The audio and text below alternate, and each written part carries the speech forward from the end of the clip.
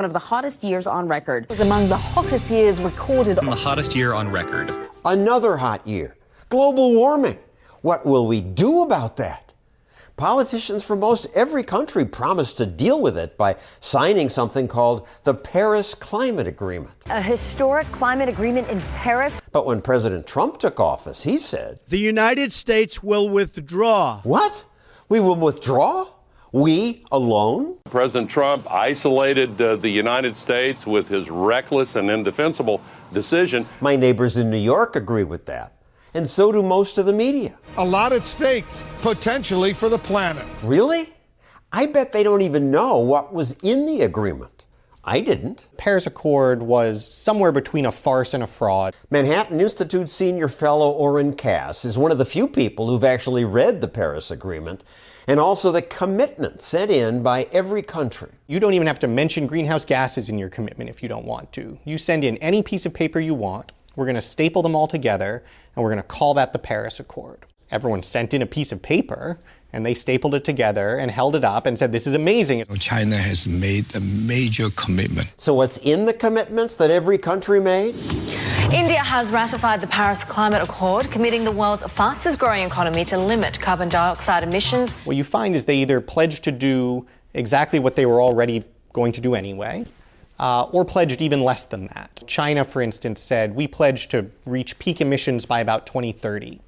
Well, the United States government had already done a study to guess when Chinese emissions would peak, and their guess was about 2030. Peak doesn't mean stop. It just means stop increasing. That's right. So in fact, China promised they will continue increasing their emissions for some time to come. And yet, China was actually one of the better pledges. India made no pledge to limit their emissions at all. They pledged only to become more efficient, but they proposed to become efficient less quickly than they're already becoming more efficient. So their pledge was to slow down. You know, my favorite was Pakistan, whose pledge was to reach a peak at some point, after which to begin reducing emissions. And so you can staple those together and you can say we now have a global agreement, but what you have is an agreement to do nothing. And if anything, you've gone backwards, because whereas in the past you could have criticized countries and said, hey, why aren't you doing anything?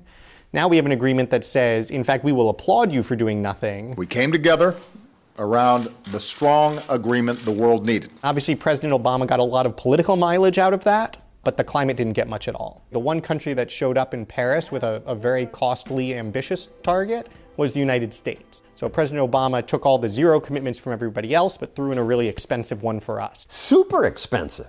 Obama pledged to reduce American emissions by a quarter.